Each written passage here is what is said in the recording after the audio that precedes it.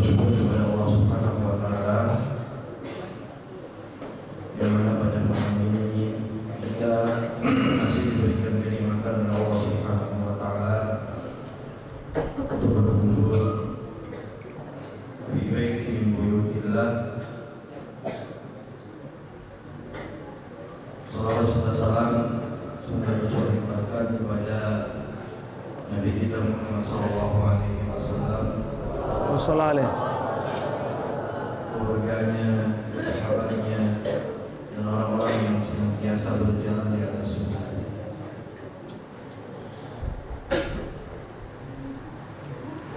Para ikhwah thalabah, azani Allah wa iyyakum jami'an. Pada malam ini kita kedatangan guru kita, Fadilatul Ustaz Dr. Agus Hasan Basri, LCMAG, yang mana beliau adalah sesepuh dari Yayasan Bina Al-Mujtama Malang, dan beliau anggota dari pembina Pulnafi Perhimpunan Lembaga Pendidikan Yayasan dan Pendidikan Islam Indonesia. Beliau ada di sini bersama kita, dan tidak ada kesempatan yang lebih baik dari ini kecuali kita mendengarkan nasihat-nasihat dari beliau. Mudah-mudahan menjadi bekal bagi kita semua, bagi antum, para pejuang, para tulabul ilmi. Dan juga saya perkenalkan, ini adalah Ustaz Dr. Agus Hasan Basri, LCMAG, dan di sebelahnya mungkin ada beberapa asatidzah yang sudah kenal, yang sudah lama ya, yang baru belum. Beliau Ustaz kita juga, dan beliau Ustaz Basuni Iskandar SAG ya, dan beliau termasuk gurunya Pak Guru. Masya Allah, sudah sepuh. Sudah sepuh ya. Baik para talabah rahimakumullah, kita panjang lebar kita berikan kesempatan ini, kehormatan ini kepada guru kita, kepada Ustaz Dr. Agus Hasan Basri, LCMAG, untuk memberikan tausiahnya kepada kita. Dan saya harapkan dari semua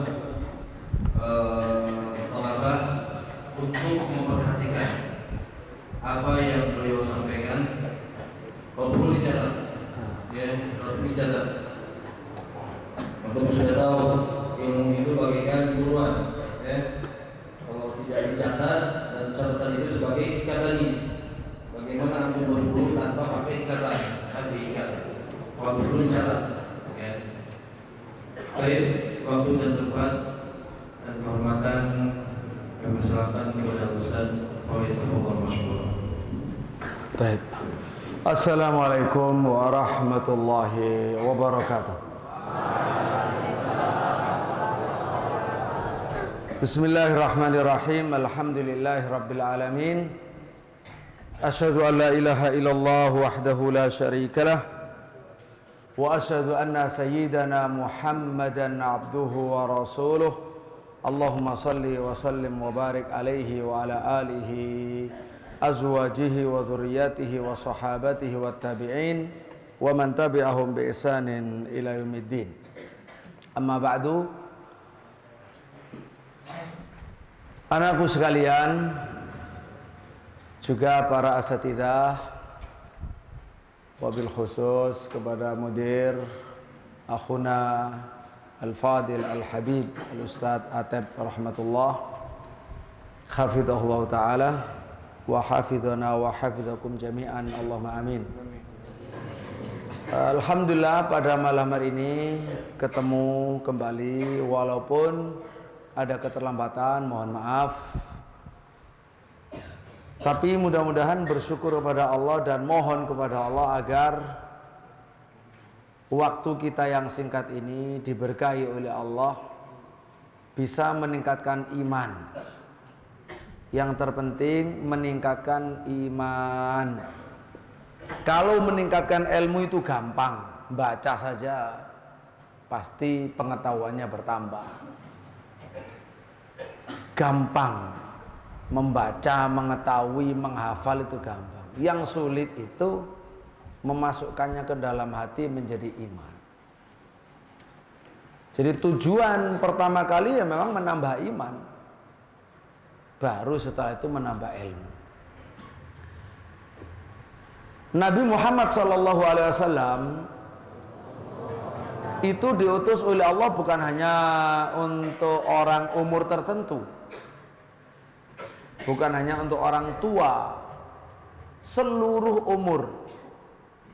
Sampai ada seorang sahabat namanya Jundub bin Abdillah Al-Bajali. Sahabat Jundub itu radhiyallahu anhu cerita, kunna ghilmanan hazawiratan inda Rasulullah sallallahu alaihi wasallam.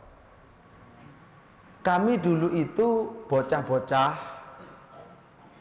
baru gede, belum balik, di samping Rasulullah sallallahu alaihi wasallam. Bukan satu dua orang, banyak. Kalau belum balik kan kira-kira di sini umur 13 tahun, 14 tahun. Kelas berapa itu? SD ya? Masa SD? Awal SMP. Awal SMP itu sudah bersama Nabi. Awal SMP kelas 1 sudah bersama Nabi sallallahu alaihi wasallam. Ada juga yang masih SD kelas 6. Fata'allamna imanan qabla an nata'allam Al-Qur'an. Kami belajar apa di samping Nabi kecil-kecil itu? Kami belajar iman sebelum belajar Al-Qur'an. Falamma ta'allamna Al-Qur'an izdadna imana. Ketika kami belajar Quran setelah itu, iman kami semakin bertambah. Jadi yang pertama kali memang belajar iman. Nah itulah yang kita harapkan untuk anak-anakku sekalian. Jumlah kalian banyak, ini sangat diharapkan. Dan bangsa kita ini sangat banyak, 270 juta itu banyak. Sekali lagi tadi sudah saya sampaikan, yang bisa baca Quran cuma 30%, 70% belum digarap, belum disentuh, belum bisa baca Quran. Nah pada malam hari ini mungkin 30-an menit kita insyaallah ta'ala akan belajar mengagungkan sunnah. Tidaklah kita disebut ahlu sunnah kecuali karena mengagungkan sunnah, bukan karena mengaku. Kalau mengaku saya ahlu sunnah, ya semua orang bisa. Tapi kalau dia terbukti mengagungkan sunnah, itu yang tidak banyak orang bisa. Karena itu butuh belajar, butuh mondok, butuh nyantri di pesantren. Makanya kita ini disebut kaum santri. Kaum santri itu orang muslim yang faham, yang mengerti, yang mendalami agamanya melalui namanya pesantren. Kalau orang Islam di luar pesantren yang juga tidak belajar, yang penting asal Islam, terus ibadah dan akhlaknya tidak mencerminkan apa yang ada di dalam Islam, namanya Islam abangan. Itu istilah ya, tapi itu masih dipakai. Jadi Islam pesantren, Islam santri, kaum santri dan Islam abangan. Ada Islam priai. Islam priai itu orang-orang bangsawan ketika kehilangan kerajaan karena berubah menjadi Islam, orang-orang kejawen dulu. Orang kejawen di sini dijajah Belanda yang agama Kristen, Islam sudah berkembang berkuasa, dia masuk Kristen tidak mau, masuk Islam juga keberatan. Kalau masuk Kristen tidak mau karena agama penjajah, malu. Masuk Islam berat. Sementara dia masih kepingin ya tetap punya kedudukan lah karena dari bangsawan. Itu biasanya pura-pura masuk Islam tapi masih mempertahankan tradisi-tradisi yang bertentangan dengan Islam. Disebut itu priai. Biasanya gitu ya. Jadi biar mengerti aja. Nah, kita sebagai santri, apalagi di Indonesia udah ada hari santri nasional kan. Nah, santri itu artinya identik orang Islam yang paham agamanya secara mendalam. Yang mereka itu belajar di pesantren. Nah, kalau menjadi ahlu sunnah, belajar di minhajus sahabah ya tepat. Jari orang Jawa, kata orang Jawa sangat tepat. Karena memang yang mewariskan sunnah dari Nabi itu ya para sahabat. Minhajus sahabah itu cara beragamanya, metode beragamanya. Itu maksudnya. Jadi pesantren yang berusaha mengikuti cara beragamanya para sahabat radhiyallahu anhum. Semoga Allah Subhanahu wa taala memudahkan kita, memberi taufik kepada kita dan betul-betul menjadi pengikut para sahabat radhiyallahu anhum. Allahumma amin. Anakku sekalian, menjadi ahlu sunnah. Sunnah itu adalah petunjuknya Nabi Muhammad. Ahli sunnah itu orang yang memang ahli mengikuti, ahli melaksanakan, mempraktekkan sunnah Nabi, petunjuk Nabi. Nah, petunjuk Nabi yang disebut dengan sunnah itu harus kita agungkan.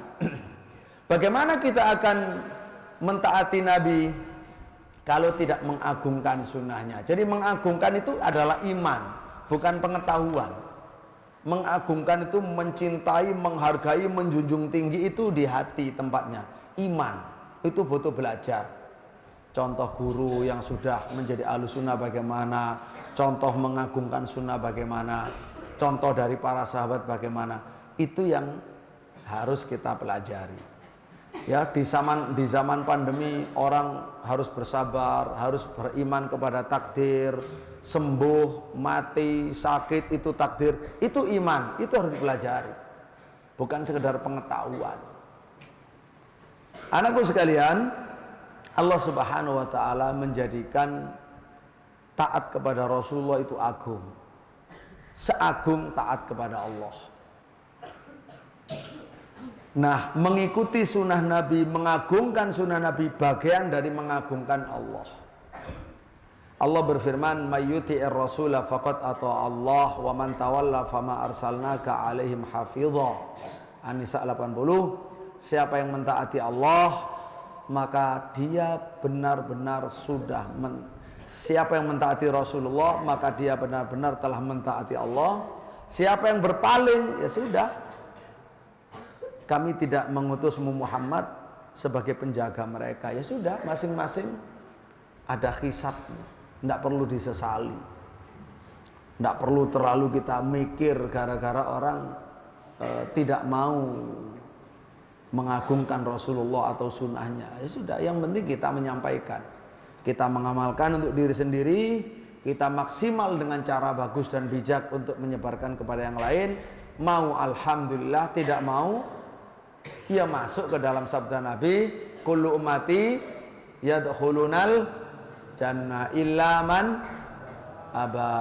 Qila wa man ya'ba ya Rasulullah? Qala man ata'ani dakhalal jannah wa man asani faqad aba. Semua umatku masuk surga kecuali yang tidak mau. Ya Rasulullah, siapa orang kok tidak mau masuk surga? Semua umatku yang taat kepadaku masuk surga. Siapa yang membangkang, yang menyelisihi, yang menyimpang, yang menentang, ya dia yang menolak untuk masuk surga. Dia sendiri yang tidak mau masuk surga. Baik. Dari Jabir bin Abdullah radhiyallahu anhuma, Beliau cerita tentang haji wada. Memang hadis Jabir itu hadis terkenal. Hadis tentang haji Jabir sangat terkenal dalam meriwayatkannya. Nabi SAW berkhutbah di Arafah. Nabi berkhutbah itu begini. Hadis ini disebut dengan nanti rangkaiannya itu ada namanya hadis Tsaqalain. Wa qad taraktu fikum ma lan tadillu ba'dahu ini i'tasamtum bih kitabullah. Aku meninggalkan di tengah kalian sesuatu yang kalian dijamin tidak akan sesat setelah adanya sesuatu ini, pusaka ini. Tapi dengan syarat, bukan sekedar ada, kalau kalian berpegang dengannya. Ini tasomtum bih. Kalau kalian berpegang dengannya, kalian tidak akan sesat. Di dunia tidak sesat dari jalan hidayah, di akhirat tidak sesat dari jalan surga untuk sampai ke surga. Apa itu? Kitabullah Al-Quran. Wa antum tus'aluna anni. Nah, Quran itu pegangi erat-erat. Selain Al-Quran ada lagi apa? Sunnah, yaitu aku. Kalian akan ditanya loh tentang aku, Muhammad Rasulullah SAW. Karena Quran itu tidak bisa berjalan sendiri. Quran itu dibawa oleh Nabi, diterangkan oleh Nabi, dipraktekkan oleh Nabi, begitu. Nah, sehingga Quran dengan Nabi tidak terpisah. Tidak terpisah. Quran sangat memerlukan sunnah. Maka Nabi berkata, "Fama antum qailun." Hati-hati, nanti kamu akan jawab apa saat ditanya oleh Allah tentang sunnah. Quran, lalu sunnah, aku Muhammad Rasulullah. Kalau mereka semuanya menjawab, para sahabat, bagaimana menurut kalian, hai para sahabatku? Kalau mereka berkata, nashhadu annaka qad ballaghta wa addaita wa nasahta. Kami bersaksi ya Rasulullah, Anda telah menyampaikan, Anda telah menunaikan, Anda telah bersikap tulus dalam menasehati kami. Lalu Nabi SAW menunjukkan jari telunjuk ke atas, mengangkat ke atas, kemudian menurunkan kepada hadirin. Allahumma ishhad, Allahumma ishhad, sampai 3 kali. Ya Allah, saksikan. Nabi sudah menyampaikan, sampai wasiatnya sudah disampaikan. Jadi makanya inilah keistimewaan agama Islam. Agama yang jelas, terang benderang, ajarannya jelas, percontohannya orangnya jelas. Nabi Muhammad Sallallahu Alaihi Wasallam. Dari situlah diwajibkan oleh Allah tidak bisa tidak. Beragama Islam tidak bisa tanpa mempelajari Rasulullah secara detail, tidak bisa. Ya, kita akan banyak kekurangan. Kita akan jauh kedudukannya dari Rasulullah SAW. Sampai Allah mengatakan wa ma atakumur rasulu fakhudhuhu wa ma nahakum anhu fantahu. Jadi Rasul menjadi ukuran bagi kita. Setiap kita diukur dengan Rasulullah Muhammad sallallahu alaihi wasallam. Wattaqullah innallaha syadidul iqab. Ini ancaman dari Allah, takutlah pada Allah. Allah sangat pedih azabnya. Takutlah jangan sampai kamu menyalahi Rasulullah. Jangan sampai menyalahi Rasulullah Sallallahu Alaihi Wasallam. Baik. Dengan demikian, anakku sekalian, mengagungkan sunnah. Sunnah itu agung di mata kita, di hati kita. Sunnah itu agung. Saya harus mengagungkan, gitu. Jadi itu ahlu sunnah. Sikap pertama yang harus dimiliki, ditanamkan kepada para santri, mengagungkan sunnah. Sunnah itu semua yang dibawa oleh Nabi itu agung. Tidak ada sunnah yang remeh-temeh. Tidak ada sunnah yang remeh. Walaupun ya makan tangan kanan atau siwak, itu jangan ada yang mengatakan itu remeh. Semua agung. Karena diagungkan oleh Allah, diagungkan oleh Rasulnya. Kita orang mukmin wajib mengagungkannya. Tidak boleh meremehkan, tidak boleh menghina, tidak boleh mencibir, tidak boleh mengolok-olok, baik sunnahnya maupun orangnya. Apalagi sunnah itu sampai hukumnya wajib. Itu tidak boleh, mengolok sunnahnya tidak boleh, mengolok orang yang melakukan nggak boleh, membencinya bisa menjadi kufur. Membenci salah satu ajaran yang jelas dibawa oleh Rasulullah SAW itu bisa kufur, benci itu. Karena merusak hati. Iman itu cinta, tapi kok dia benci, ini bahaya. Tandanya munafik nantinya. Disinilah penting sekali belajar iman. Jangan sampai munafik, jangan sampai kafir. Ya. Nah, Allah Subhanahu wa taala menjadikan taat kepada Rasul sallallahu alaihi wasallam sebagai ukuran, sekali lagi sebagai ukuran. Qul ati'ullah wa ati'ur rasul. Katakan Muhammad, taatlah pada Allah, taatlah pada Rasul. Fa in tawallau fa inna ma alaihi ma hummil wa alaikum ma humiltum wa in tuti'uhu tahtadu. Kalau kamu mentaati Muhammad sallallahu alaihi wasallam, tahtadu, kalian dapat hidayah. Jadi anakku sekalian, kita diukur kita dapat hidayah apa tidak itu kalau kita taat Nabi Muhammad sallallahu alaihi wasallam. Dan itu letaknya, detailnya ya di pondok. Di pondok inilah ngaji kitab 1, kitab 2, kitab 3 diterangkan terus. Ustadznya yang menerangkan juga mengimani dan mempraktekkan. Tidak ada di sekolah umum. Di sekolah umum cuma bekerja, datang, ngajar, mata pelajarannya apa, selesai. Hanya pengetahuan, tidak sampai ini harus jadi akidah, ini harus jadi akhlak, ini harus jadi ibadah tiap hari. Jarang. Kalau ada ya pendekatan pribadi, kebaikan guru itu. Kalau secara sistem ya tidak. Jarang. Tapi di pesantren itulah yang memang untuk mencetak para ulama, para dai, orang-orang yang soleh. Ya, itu anakku, kita baru tadi itu survei yang bisa baca Quran, literasi Quran, yang bisa baca dan tidak bisa baca, mengerikan. Belum lagi nanti kalau kita membaca survei penelitian anak-anak SMP, anak-anak SMA, yang perempuan yang sudah tidak perawan, semakin mengerikan di banyak kota, ya, mengerikan. Ya, wallah alam bagaimana ya banyak. Kemudian data-data di KUA juga banyak. Bahwa sekian puluh persen, apa itu berapa, lebih dari 30% dari orang yang menikah itu sudah hamil di luar nikah. Kalau di sekolah kota ini sudah 60%, 70% tidak perawan. Jadi semakin dari banyak hal ya kita prihatin. Nah, pesantren itu yang memang subhanallah tempatnya fitrah, menjaga fitrah, mengembangkan fitrah, mengembangkan kemampuannya. Nah, ini juga saya arahkan, berarti kalau mau menikah ya memang dicari orang yang masih fitrah, hati-hati. Khususnya yang pesantren, keluarga yang baik, yang terjaga. Jadi ini artinya bergembiralah, bersyukurlah menjadi anak pesantren. Antum masuk sini tidak tersesat. Tetapi di sini adalah hidayah dari Allah. Ustaz, saya terpaksa, tidak apa-apa. Terpaksakan proses awal, ya belajar mencintai, belajar bersyukur.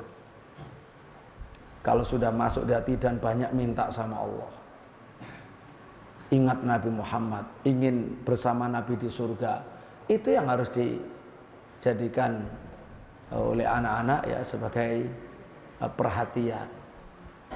Jadi sekali lagi bersyukurlah anak-anakku sekalian, kalian masuk pesantren. Baik. Wa in tuti'uhu tahtadu, kalau kalian taat kepada Rasulullah dalam poin-poin ini, di perintah Nabi, dicontohkan Nabi sama taat. Ini dilarang sama taat dengan cara menghindari. Kalau sampai itu antum semua itu yang dilakukan, maka itu namanya hidayah. Kita mendapat hidayah. Baik. Berikut ini karena singkat, saya hanya menyampaikan beberapa contoh bukti, tanda dan bukti mengagungkan sunnah. Apa Pak Ustadz? Tanda dan bukti seseorang itu mengagungkan sunnah, bukan meremehkan. Mengagungkan sunnah. Yang pertama, al-iqtida'u bihi fi kulli saghiratin wa kabirah.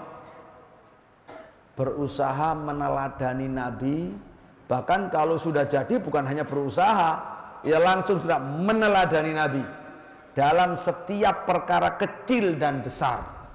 Min a'malihi, dari seluruh perbuatannya, wa aqwalihi, dari seluruh ucapannya. Yang penting ghairil jibillah, bukan yang jibillah, bukan yang tabiat kemanusiaan, apalagi kearapan, ya, bukan. Seperti jalannya, makan di bawah di tanah, misalkan tanpa sendok, itu bukan sesuatu yang dimaksud, ya.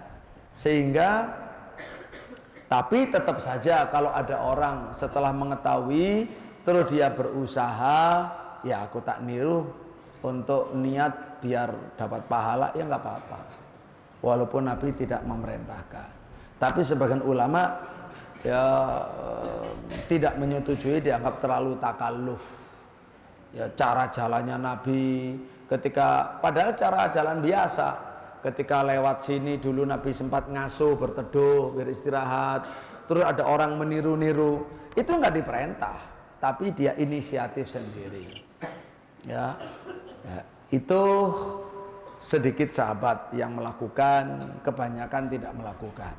Karena yang namanya sunnah Nabi itu yang memang apa yang diperintah, yang dianjurkan, yang dicontohkan dengan sengaja, bukan yang tidak sengaja. Kalau tidak sengaja itu, apalagi hanya berkaitan dengan fasilitas hidup, itu tidak termasuk, tidak mengikat kita. Yang mengikat kita itu perintah Nabi, larangan Nabi, percontohan oleh Nabi, ridhonya Nabi, nah itu semua yang mengikat kita, ya.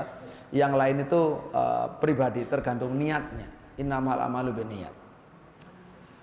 Di antara sahabat yang melakukan tapi sahabat lain tidak melakukan itu Ibnu Umar.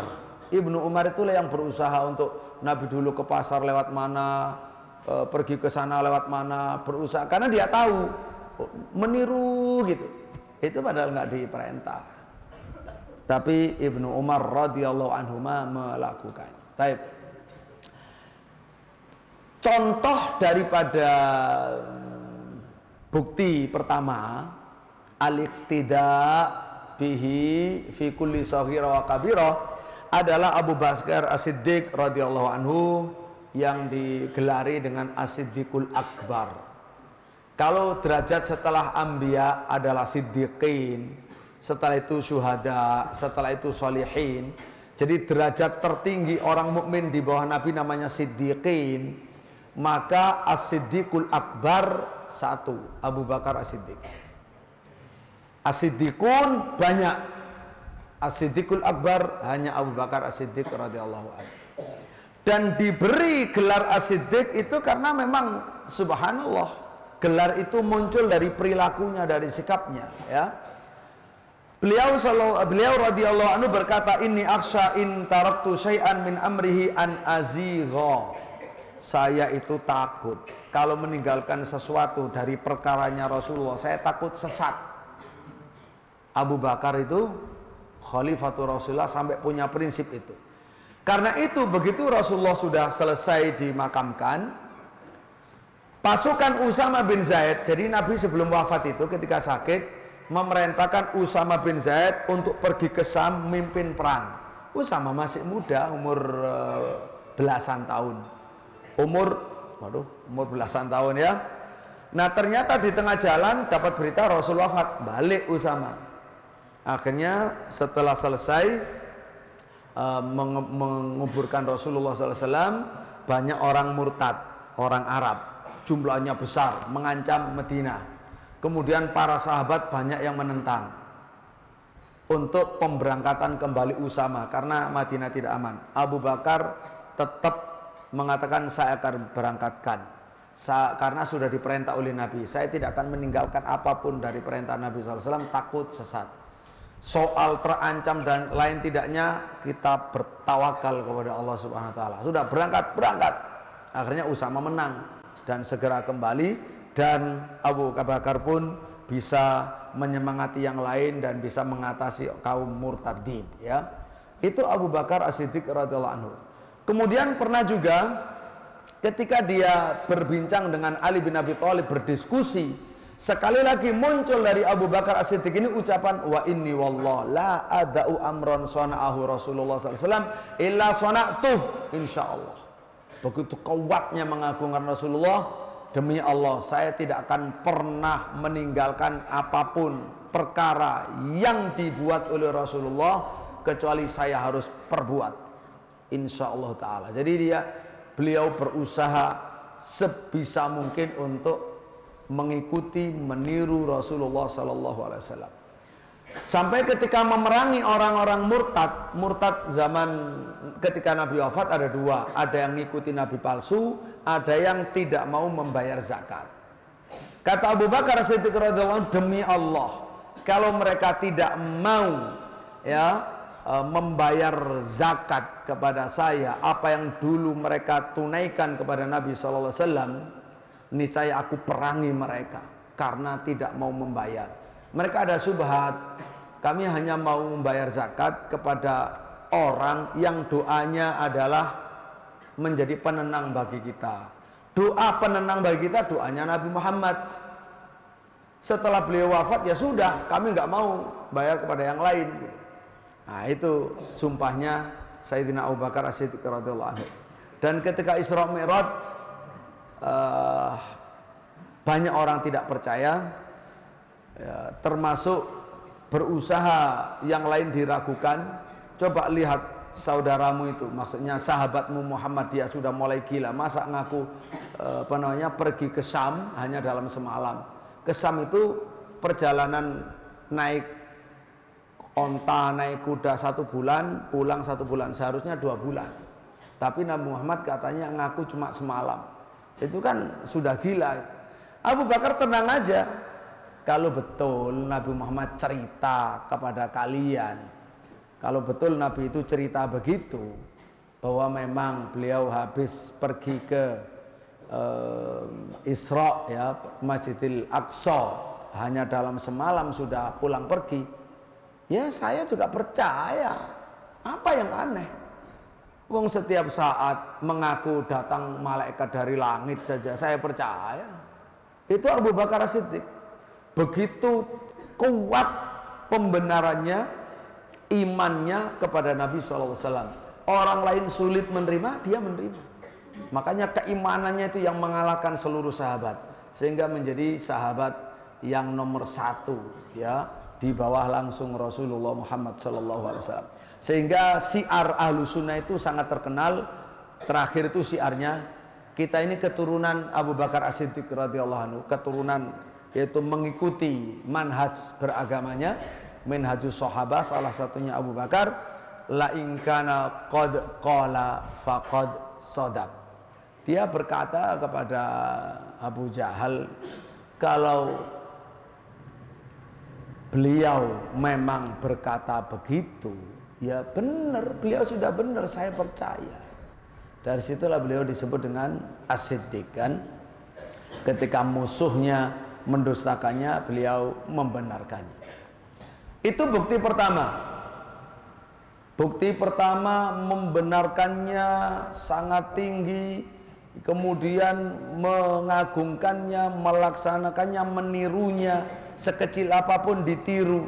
Kalau sudah ada bukti memang Nabi melakukan ini, Nabi mengajarkan ini. Yang kedua, ya kita singkat, yang kedua adalah mendahulukan takdimu awamirihi min ayyi awamir ukhra li ahad minan nas. Mendahulukan perintahnya Nabi atas perintah siapapun dari manusia. Pokoknya perintah Nabi itu di atas segala perintah. Ada orang lain, bahkan orang tua merintah A, Nabi merintah B, menangkan perintahnya Rasulullah.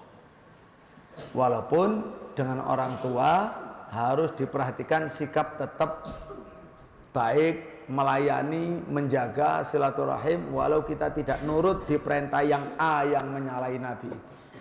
Ya, itu harus dijaga. Jadi pada orang tua itu ada penghormatan, ada birrul walidain, tapi dalam hal yang menentang Allah dan Rasul, entah karena sengaja atau karena tidak tahu, kita tidak boleh mengikuti.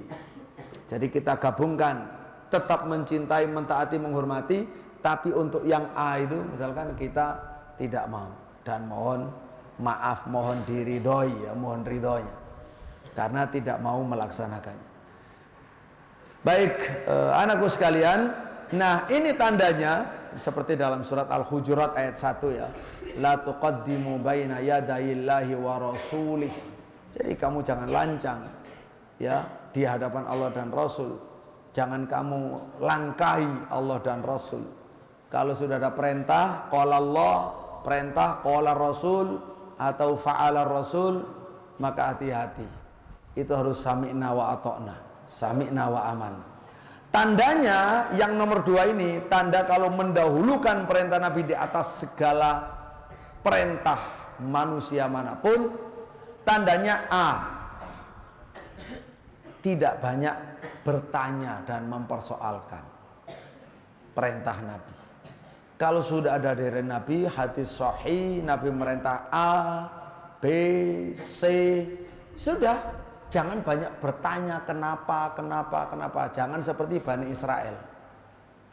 Tapi langsung seperti orang mukmin, ahlu sunnah. Sami'na wa ata'na, sami'na wa aman. Ya. Kenapa? Karena kita mengagungkan Rasulullah. Kita ini mengagungkan Rasulullah. Kenapa orang Yahudi banyak tanya? Karena tidak mengagungkan. Makanya banyak tanya, banyak nawar. Santri saja yang sangat hormat kepada guru, dia nggak banyak menawar, nggak banyak protes. Tapi kalau santri banyak protes, dia belum mengagungkan di hatinya. Masih keakuannya muncul. Mungkin karena mengaku, entah merasa mengaku anaknya orang kaya atau apa, sehingga dia seperti itu. Jadi santri yang baik, kalau itu sudah program pondok yang baik, ya sudah, jangan banyak menawar. Sudah sami'na wa ta'na. Di situ ada pahala, di situ ada ketinggian, di situ ada kesuksesan. Belajar. Kalau nggak belajar nggak bisa. Makanya dengan belajar di pondok 6 tahun, 9 tahun cukup menjadi ustadz, menjadi ulama, menjadi kiai, menjadi panutan bagi yang lain ya. Maka sekali lagi bersyukurlah. Jadi kalau sudah ada perintah dari Allah dan Rasul, tidak banyak tanya, tidak banyak menawar. Karena mengagungkan Rasulullah, mengagungkan Allah. Baik, Allah saja mengagungkan Rasul, apalagi kita. Ya, di antara bentuk pengagungan Allah kepada Rasul, tidak ada yang Rasul Allah itu selalu menyebut Nabi itu dengan gelar-gelar penghormatan, dengan hamba Allah, Rasul Allah, ya.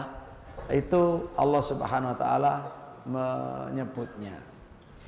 Yang B, tanda yang B, dia menjauh dari pendapat-pendapat, dari bid'ah-bid'ah, dari keinginan-keinginan hawa nafsu, dari filsafat, dari ilmu kalam, dari akal-akalan yang bertentangan dengan sunnah Rasul. Makanya belajar sunnah supaya tahu kalau sudah sunnah itu A, kok ada yang menentang apapun itu pendapat orang, pendapat nenek moyang atau filsafat atau pendapat profesor sekalipun, berarti salah ya salah. Yang benar Rasulullah. Begitu mengagungkannya. Jangan sampai lah itu kok pendapat begitu, jangan. Kalau sudah kamu sudah mengerti ini sunnah Rasul, betul-betul mengerti ilmu ini sunnah Rasul, sudah. Berapapun orang sedunia menentang Rasul, tidak ada gunanya. Tidak ada nilainya orang yang menentang Rasulullah Sallallahu Alaihi Wasallam. Jumlah banyak, jabatan, tidak ada nilainya. Di mata Allah tidak ada nilainya. Dia rendah, dia jatuh. Nilai itu ada pada orang yang mentaati Rasulullah Sallallahu Alaihi Wasallam. Baik. Kemudian yang ketiga, tanda yang ketiga. Setelah tanda kedua adalah takdimu awamirih, mendahulukan, menomorsatukan perintah Nabi di atas segala perintah, hatta ya di atas perintah orang tua kita sendiri. Biasanya kan orang tua belum mengerti anaknya jilbaban, orang tuanya belum ngerti, udah ngapain sih kamu jilbaban, copot jilbabnya misalnya. Itu kan contoh yang jelas gitu ya. Ya, tidak boleh mentaati dalam hal itu. Tapi tetap bersikap lembut, sabar, mendekat, melayani, minta ridhonya, memahamkan. Mulai kecil sudah belajar mendakwai orang tua melalui penghormatan dan pendekatan yang tepat kepada orang tua. Baik. Jadi yang ketiga ini adalah ta'atuhum li Rasulillah sallallahu alaihi wasallam atamat ta'ah. Mentaati Rasulullah sallallahu alaihi wasallam dengan sebenar-benar mentaati, yaitu secara sempurna, secara perfect, secara sempurna dan tidak menyelisihi sama sekali. Tidak menyelisihi sama sekali ya. Kepada Nabi tidak mau menyelisihi. Apapun resikonya. Apapun resikonya. Jadi sunnah itu betul-betul diagungkan. Sunnah itu harus dibela walaupun dengan mengorbankan uang, mengorbankan jabatan, mengorbankan apapun, kan itu bagian daripada hidayah dan bukti hidayah. Jangan sampai mengorbankan Islam, akidah, sunnah hanya untuk dunia. Oh tidak, itu hidup dan mati kita, karena keselamatan ada di situ ya. Mengapa ahlu sunnah begitu mentaati Rasulullah SAW dan sama sekali tidak mau menyelisihi? Mengapa? Bahkan harus kehilangan jabatan, kehilangan kesempatan, rezeki, bekerja semuanya. Kenapa tidak mau? Karena ada beberapa faktor. Mereka di hatinya sangat takut menyelisihi Nabi, karena ada ancaman menyelisihi nanti terkena fitnah, bahkan sampai syirik. Dinyatakan oleh Allah Subhanahu wa taala dalam surat Nur ayat 63, "Falyahdharil ladzina yukhalifuna an amrih an tusibahum fitnatun aw yusibahum adzabun alim." Hendaklah orang yang menyalahi Nabi itu takut untuk ditimpa fitnah atau ditimpa azab yang pedih. Fitnah itu segala keburukan. Kullu syarrin wa syirkin, itu fitnah namanya. Kullu syarrin wa syirkin, semua keburukan dan semua syirik itu fitnah. Baik ya. Baik, B, karena kita cepat, waktunya sudah habis. Karena takut di hati orang ahlu sunnah itu, takut amalnya tidak diterima sama Allah. Kalau sampai menyalahi Rasulullah, tidak taat Rasulullah, takut seluruh amalnya akan ditolak. Amalnya atau bahkan seluruh amalnya takut ditolak. Jangan-jangan ditolak oleh Allah Subhanahu wa ta'ala. Jadi tidak mau main-main, coba-coba dalam ini. Betul-betul dipegangi, akidah tauhid dipegangi, sunnah dipegangi. Apapun resikonya. Itu adalah diantara bukti mengagungkan Rasulullah Muhammad SAW ataupun mengagungkan sunnahnya ya. Baik. C, yaitu lanjutan daripada A, takut kalau menyalahi Nabi terkena fitnah. B, takut kalau tidak diterima amalnya. C, karena mereka ahlu sunnah ini mendahulukan putusan Rasulullah di atas pilihan pribadinya. Saya punya pertimbangan A, ya, saya punya hobi A, tapi Nabi sudah memutuskan tidak, bukan A. Ya maka ya itu yang harus didahulukan. Jadi keinginan kita saja harus kita kalahkan. Karena itulah putusan Allah Subhanahu wa taala, putusan Allah. Kalau Allah dan Rasulnya sudah memutuskan satu perkara, orang muslim tidak boleh cari alternatif lain. Tidak boleh cari alternatif lain. Ngakali Allah tidak boleh, ngakali Rasulullah tidak boleh. Ya, itu benar-benar belajar iman kita tanamkan. D, kita di hati itu ada ridho, betul-betul ridho, apalagi tiap pagi sore zikir raditu billahi robba wa bil islami dina wa muhammadin nabiyya rasulah. Ridho betul dengan apapun agama Islam, putusan Nabi, hukum Nabi, saya ridho plong, tidak ada keberatan. Ini belajar, harus belajar. Apapun. Kalau Nabi mewajibkan misalkan mensyariatkan jenggot, saya ridho. Begitu. Kalau mensyaratkan mencukur kumis, menipiskan, saya ridho. Kalau Nabi ternyata melarang tato, padahal saya sudah kadung suka tato, ya kalau sudah tahu, saya ridho dengan putusan Nabi.